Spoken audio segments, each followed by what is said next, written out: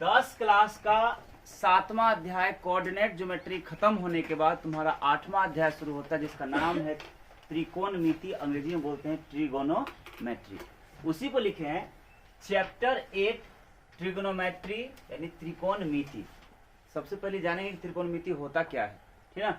जैसे कि नाम में ही देखो त्रिकोणमिति, त्रि का अर्थ तीन, कोण मतलब तो कोण और मिति मतलब माप, मतलब तीन कोण की माप। तो तीन कोण किस आकृति में होता है? त्रिभुज में। तो त्रिभुज के माप के बारे में हम जो पढ़ते हैं वो त्रिकोणमिति में पढ़ते हैं, ठीक है। उसी को लिखे हैं नोट में कि ट्रिगोनोमेट्री यानी त्रिकोणमिति शब्द तीन शब्दों से मिलकर बना होता है।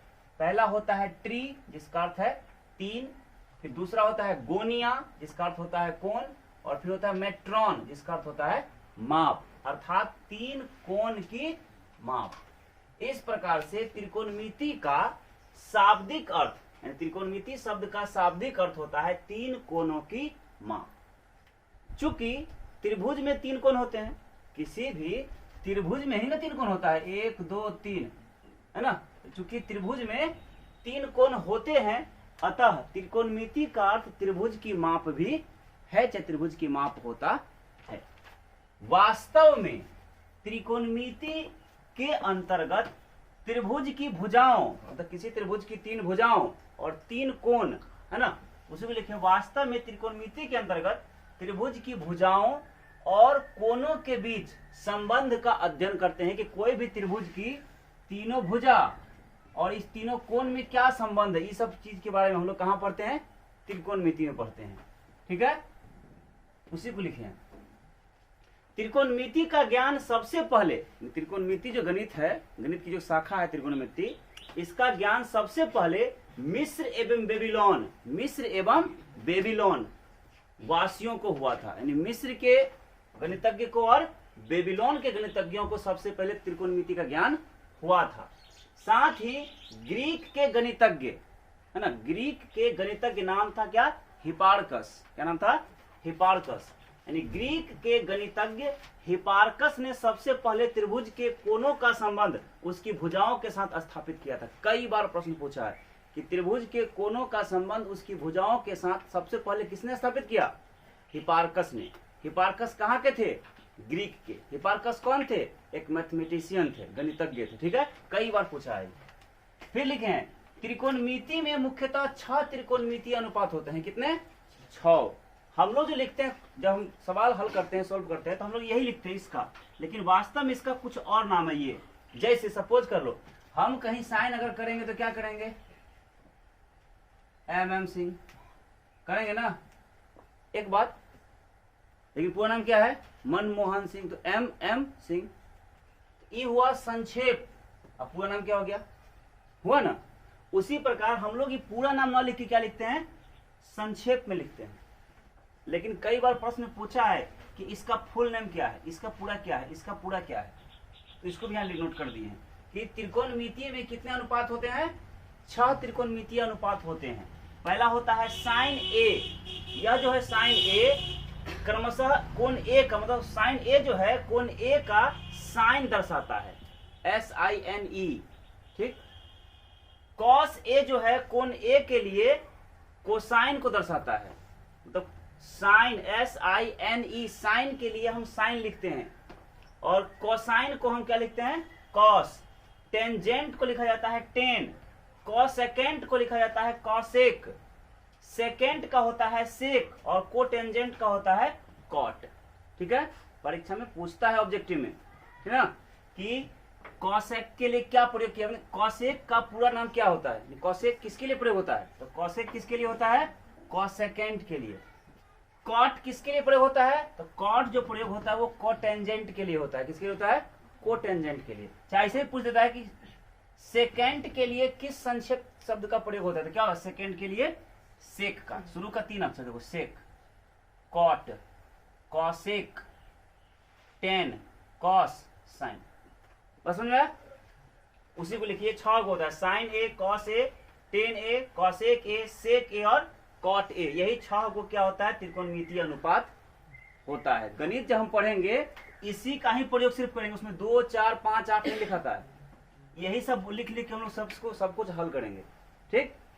और इसका ये होता है, इसी को लिखे हैं, और इसे ही क्या कहते हैं, छह त्रिकोणमितीय अनुपात कहते हैं। अब इसमें कुछ फॉर्मूला है, जैसे समकोण त्रिभुज एबीसी, मान लो ये ए बी और सी, ये क्या है, एक समकोण त्रिभुज है, राइट एंगल ट्रायंगल है, जिसका कोई एक कोण क्या है, 90 डिग्री है। समकोण त्रिभुज का परिभाषा तो याद होगा, वह त्रिभुज जिसका कोई एक कोण समकोण हो या 90 डिग्री का हो उसे समकोण त्रिभुज कहते हैं। समकोण त्रिभुज ए बी और सी में मान लो बी का मान कितना है, 90 डिग्री, और हमको तुमको सबको पता है कि 90 डिग्री के जो सामने होता है वो क्या कहलाता है, कर्ण। तो ये कर्ण हो गया। कर्ण का अंग्रेजी होता है हाइपोटेनस। क्या होता है, हाइपोटेनस। शुरुआत होता है एच से, इसीलिए कर्ण का संकेत क्या लिखते हैं हम लोग, एच। जहां भी हम इसमें एच लिखेंगे समझ लेना वो कर्ण लिखा हुआ है, ठीक है। और ये हुआ लंब। लंब का अंग्रेजी नाम होता है परपेंडिकुलर। लंब को बोलते हैं क्या, परपेंडिकुलर। तो पहला अक्षर क्या हुआ, पी। तो पी से लंब को सूचित करते हैं, जहां भी पी लिखेंगे मतलब क्या लिखा है, वो लंब लिखा हुआ है। और आधार को बोलते हैं बेस। क्या बोलते हैं, बेस, ठीक। तो बेस का पहला अक्षर क्या हुआ, बी, तो आधार का अंक बी। मतलब जहां भी एच लिखेंगे समझना वो क्या लिखा हुआ है, कर्ण। जहां पी लिखेंगे इसका मतलब क्या लिखा हुआ है, लंब। और जहां पर बी लिखेंगे इसका मतलब क्या हुआ, आधार, ठीक है। अब देखो समकोण त्रिभुज एबीसी में है ना, थीटा के लिए, थीटा कौन थीटा मतलब मान लो यहाँ का चर्चा करेगा तब क्या होगा, चाहे यहाँ का क्या होगा, इसके लिए थीटा के लिए मान लिए है क्या, कोण बी क्या है, 90 डिग्री। ए बी क्या है, ए और बी क्या है, लंब यानी परपेंडिकुलर। तो लंब लिखे ना, लंब परपेंडिकुलर यानी संकेत क्या, पी। फिर बी सी क्या है, तो देखो बी सी क्या है, आधार है यानी कि बेस। पहला अक्षर क्या है, बी, संकेत बी होगा। तथा ए सी क्या है, ए से सी तक क्या है, कर्ण। तो कर्ण को बोलते हैं क्या, हाइपोटेनस, एच। समझा, मतलब ये दिखा दी इसका अंग्रेजी नाम क्या होता है। लंब को पी से, आधार को बी से और कर्ण को एच से डिनोट करते हैं, संकेत करते हैं। अब देखो पाइथागोरस परिमेय तुम लोग को 9th में भी बताए थे, 10 में भी है ना। पाइथागोरस परिमेय कहता है कि किसी समकोण त्रिभुज में कर्ण का स्क्वायर बराबर लंब का स्क्वायर जोड़ आधार का स्क्वायर होता है ना। यानी सबसे बड़ी भुजा का स्क्वायर बराबर अन्य दो भुजाओं के वर्गों का योग। मतलब लंब स्क्वायर जोड़ आधार स्क्वायर बराबर कर्ण स्क्वायर। देखो इसी से हम फॉर्मूला बनाए। मान लो हमको ये लंब निकालना है ना, ये लंब निकालना है, ये वाला लंब लिख दिए। तो लंब बराबर क्या हो जाएगा, तो लंब बराबर हो जाएगा कर्ण का स्क्वायर, इधर प्लस में आधार स्क्वायर, इधर क्या हो जाएगा माइनस में आधार स्क्वायर, और इस साइड में स्क्वायर, इधर क्या हो जाएगा रूट हो जाएगा। यानी लंब बराबर फॉर्मूला होता है रूट अंडर कर्ण का स्क्वायर घटा आधार का स्क्वायर। इसी को संकेत में इधर लिखे हैं, लंब मतलब P बराबर रूट अंडर कर्ण का मान h का स्क्वायर माइनस आधार का मान b स्क्वायर। मतलब सिंपल याद रखना, P बराबर root under h square minus b square होता है। इसका मतलब हुआ लंब बराबर होता है रूट अंडर कर्ण का स्क्वायर घटा आधार का स्क्वायर, ठीक। उसी प्रकार अगर हमको आधार निकालना है b, तो b का क्या हो जाएगा, आधार बराबर हो जाएगा कर्ण का स्क्वायर, इधर प्लस में है नहीं, उधर क्या जाएगा माइनस में। तो आधार बराबर हो जाएगा रूट अंडर कर्ण स्क्वायर घटा लंब स्क्वायर। तो इसलिए आधार बराबर रूट अंडर कर्ण स्क्वायर घटा लंब स्क्वायर। मतलब आधार को कहते हैं b, तो b बराबर root under h square minus p square. मतलब ये पूरा शब्द में लिख के बनाया, इसका ही संकेत में लिख दिए। पसंद आया। और अगर हमको कर्ण निकालना है h, तो कर्ण बराबर होगा रूट अंडर लंब स्क्वायर जोड़ आधार स्क्वायर। मतलब कर्ण बराबर रूट अंडर लंब स्क्वायर जोड़ आधार स्क्वायर। कोई दिक्कत, फॉर्मूला याद नहीं रहेगा सवाल नहीं बनेगा, गारंटी है। इसके बाद अब कुछ रेशियो, जैसे त्रिकोणमितीय अनुपात का कुछ रेशियो होता है, अनुपात होता है, वो कैसे निकालते हैं। तो ये जो लिखे है ना, रेशियो निकालने का एक कॉन्सेप्ट है जो हमको याद रहता है और समझ में तुमको आ जाएगा, तुमको भी याद हो जाएगा। हमेशा याद रखना कि साइन का अपोजिट में लिखते हैं क्या चीज, कॉसेक। साइन के जस्ट अपोजिट में क्या लिखते हैं, उल्टा में कॉसेक। कॉस के अपोजिट में लिखते हैं सेक, और टेन के अपोजिट में लिखते हैं किसको, कॉट को। यानी साइन का अपोजिट कॉसेक, कॉस का अपोजिट सेक, और टेन का अपोजिट लिखते हैं क्या, कॉट। लिख दिए। अब देखो याद करने का 2-3 तरीका, जैसा तुमको याद हो ठेठ भाषा में क्या बोलते हैं, पंडित बदरी प्रसाद हरे हरे बोल। पी से पंडित, बी से बदरी, पी से प्रसाद। एच से हरे, एच से हरे, बी से बोल। पंडित बद्री प्रसाद हरे हरे बोल, ऐसे बोलो। पाकिस्तान बोल पड़ा, हिंदुस्तान हरा भरा, है ना। PBP HHB, जैसे याद करना कर लो। अब तुमको बताया था P क्या है, लंब है, H क्या है, कर्ण है, B क्या है, आधार है, आता है ना। तो अब जिसके जैसे ऊपर से लेंगे तो ऊपर से होगा, नीचे से लेंगे तो नीचे से होगा। देखो इसका मतलब है साइन थीटा बराबर हो जाएगा, ऊपर से है ना तो P बटा H, कॉसेक थीटा बराबर हो जाएगा H बटा P, नीचे से है ही। कॉस थीटा क्या हो जाएगा तो B बटा H, या सेक का क्या होगा तो H बटा B। टेन का क्या है तो P बाई B, या कॉट का क्या होगा तो B बाई P। देखो इसी को यहाँ लिख दिए हैं। साइन थीटा का अनुपात क्या हो जाएगा तो साइन थीटा बराबर हो जाएगा लंब बटा कर्ण, P बटा H। देखो ठीक है ना, साइन थीटा बराबर P बटा H, यानी लंब बटे कर्ण। समझ में आया, साइन थीटा का क्या हो जाएगा लंब बटे कर्ण। उसी प्रकार कॉस का क्या होगा तो कॉस ऊपर से है ना तो कॉस का हो जाएगा B बटा H। तो लिखे कॉस का B बाई H, मतलब B का मतलब क्या हुआ आधार, H का मतलब कर्ण, यानी कॉस थीटा बराबर होता है आधार बटे कर्ण। उसी प्रकार टेन थीटा क्या होगा P बटे B, P बाई B, यानी लंब बटे आधार, ठीक। अब नीचे से कॉसेक थीटा क्या हो जाएगा, नीचे से है ना तो H बटे P, तो लिखे ना कॉसेक थीटा H बटे P, यानी कर्ण बटे लंब।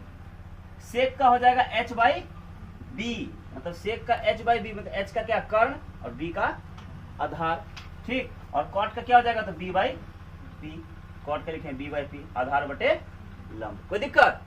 अब देखो ध्यान समझना, जो अपोजिट लिखते हैं ना यहाँ से फॉर्मूला और बनता है, इसको और इसको गुना करेंगे ना, साइन थीटा गुना कॉट थीटा कॉसेक थीटा। देखो ऐसे साइन थीटा और इंटू करोगे कॉसेक थीटा, तो ये एक हो जाएगा। पता है कैसे, साइन थीटा का होता है P by H, P by H, और इंटू मतलब गुना, और कॉसेक का कॉसेक नीचे से तो H by P, H by P, H से H खत्म, P से P खत्म, क्या बच गया ना, हो गया। यानी कहने का मतलब sign theta into cosec theta करेंगे तो मान हो जाएगा एक। उसी प्रकार कॉस थीटा इंटू करेंगे सेक थीटा तो क्या हो जाएगा एक। Tan theta into cos theta क्या हो जाएगा एक हो जाएगा। बात समझ में आया। अब फिर देखो यहाँ, जब साइन थीटा गुना कॉसेक थीटा बराबर एक होगा, अगर हमको साइन सिर्फ निकालने के लिए कहेगा तो क्या हो जाएगा, एक तो दिया हुआ है, साइन के साथ कॉसेक गुना है ना, इधर क्या हो जाएगा भाग में हो जाएगा कॉसेक, नहीं हो जाएगा, ये हो जाएगा साइन का। और अगर कॉसेक निकालने के लिए कहेगा तो कॉसेक बराबर एक दिया हुआ है, इधर गुना में है साइन, इधर क्या हो जाएगा भाग में, मतलब sign theta into cosec theta एक, साइन थीटा का एक बटे कॉसेक थीटा और कॉसेक का एक बटे साइन थीटा ना, हो गया। यही सब सूत्र यहाँ फिर लिखे हैं। देखो यहाँ sign theta into cosec theta बराबर क्या होता है एक होता है, तो साइन थीटा बराबर क्या हो जाएगा, तो साइन थीटा बराबर एक दिया हुआ है, इधर गुना है कॉसेक, इधर क्या हो जाएगा भाग में कॉसेक, मतलब साइन थीटा बराबर हो जाएगा एक बटे कॉसेक थीटा। उसी प्रकार कॉसेक थीटा बराबर क्या होगा, तो कॉसेक थीटा बराबर हो जाएगा एक, इधर गुना है इधर क्या हो जाएगा भाग में साइन, ठीक है। समझना कैसे बनता है, यानी sine theta into cosec theta is equal to 1, sine theta is equal to 1 by cosec theta, और cosec theta is equal to 1 by sine theta, ठीक। ठीक इसी प्रकार cos theta into sec theta, देखो यहाँ लिखे cos theta into sec theta is equal to 1, यानी cos theta गुना सेक थीटा बराबर कितना एक, तो कॉस थीटा बराबर क्या हो जाएगा एक, इधर गुना है तो क्या हो जाएगा भाग में, यानी कॉस थीटा बराबर एक बटे sine theta, sorry sine theta sec theta, और सेक थीटा बराबर एक बटे कॉस थीटा, है समझ में। ठीक उसी प्रकार टेन थीटा गुना कॉट थीटा, टेन थीटा गुना कॉट थीटा बराबर एक, तो टेन थीटा बराबर क्या हो जाएगा तो एक बटा कॉट थीटा, या कॉट थीटा बराबर क्या हो जाएगा तो एक बटे टेन थीटा। दो को याद रखना, टेन थीटा का होता है साइन थीटा बटे कॉस थीटा, और कॉट का होता है कॉस बटे साइन थीटा, हो जाएगा। इसके अलावा अब देखो थीटा का मान, ये वैल्यू तुमको ऑब्जेक्टिव में पूछता है, दो का कम से कम दे देगा। टेन 60 का मान कितना होगा √3, है ना। कॉसेक 30 का मान कितना होगा, ऐसे करके पूछ देता है। और समझ में आया। देखो साइन 0 डिग्री का मान होता है 0, साइन 30 डिग्री का मान होता है 1/2, साइन 45 का होता है 1/√2, साइन 60 का होता है √3/2 और साइन 90 डिग्री का मान होता है 1। ठीक, और हमको वास्तव में यही याद रहता है और बाकी सब आपसे निकल जाता है, तुमको भी निकल जाएगा अगर ये याद रहेगा तब। देखो साइन 0 का मान 0, साइन 30 का 1/2, साइन 45 1/√2, साइन 60 √3/2 और साइन 90 का 1। ठीक, इसको उल्टा कर दो तो कॉस का हो जाएगा। कॉस 0 का मान 1, कॉस 30 का मान √3/2, कॉस 45 का मान 1/√2, कॉस 60 का मान 1/2 और कॉस 90 का मान 0 है। इसका ठीक उल्टा है ना। इसमें साइन का याद करो, उल्टा कर दो तो ये कॉस का हो जाएगा। हो गया। अब हमको किसका निकालना है? टेन थीटा का। यहाँ फॉर्मूला देखो, टेन थीटा क्या होता है? साइन थीटा बटे टेन थीटा का होता है साइन थीटा बटे कॉस थीटा। अब मान लो हमको टेन निकालना है कितना डिग्री का? 0 का। तो टेन 0 बराबर क्या होगा? साइन 0 है ना। टेन 0 डिग्री बराबर क्या होगा? साइन 0 डिग्री बटे कॉस 0 डिग्री, ये ना होगा। तो टेन 0 का निकालना है तो क्या होगा? साइन 0 का मान 0 बटे कॉस 0 का मान 1। तो 0 में 1 से भाग देंगे तो क्या होगा? नहीं निकल गया। अगर टेन 30 का निकालना है तो क्या होगा? साइन 30 बटे कॉस 30, क्योंकि टेन थीटा का होता है साइन थीटा बटे कॉस थीटा। तो टेन 30 का निकालना है तो हो जाएगा साइन 30 बटे कॉस 30, मतलब 1/2 में भाग देंगे 1√3/2 से 2 खत्म, क्या बचा? 1/√। देखो टेन 30 का मान 1/√3 है ना। अगर टेन 45 निकालना तो क्या होगा? साइन 45 बटे कॉस 45। तो नीचे का √2 नीचे का √2 खत्म, क्या बच गया? 1/1 ना हो गया। वैसे ही टेन 60 का निकालना हो तो होगा साइन 60 बटे कॉस 60। तो नीचे का 2 कट जाएगा, बचेगा √3/1, तो सिर्फ हो जाएगा √3 और 1 में भाग देंगे 0 से, तो अपरिभाषित। बात समझ में आया? फॉर्मूला याद रहेगा तो बनेगा। इसके अलावा अब मान लो आपको कॉसेक निकालना है तो कॉसेक थीटा का होता है 1/sin थीटा होता है। देखो यहाँ कॉसेक थीटा बराबर क्या होता है? यहाँ पे कॉसेक थीटा बराबर 1/sin। तो हमको अगर निकालना है कॉसेक 0 का मान कितना होगा तो क्या होगा? 1/sin 0, मतलब 1 में 0 से भाग देंगे तो क्या हो जाएगा? अपरिभाषित। उसी प्रकार निकालना है कॉसेक 30 का तो क्या होगा? 1/sin 30, 1 में भाग देंगे 1/2 से, तो 2 ऊपर हो जाएगा, सिर्फ 2 हो जाएगा, क्योंकि नीचे 1 का कोई मतलब ही नहीं रहेगा। उसी प्रकार इसका क्या हो जाएगा? कॉसेक 45 का तो 1/sin 45, तो √2 ऊपर हो जाएगा, ये 2/√3 हो जाएगा, 1 हो जाएगा। बस समझ आया? वैसे ही निकला हुआ है, हो जाएगा याद। इसके अलावा और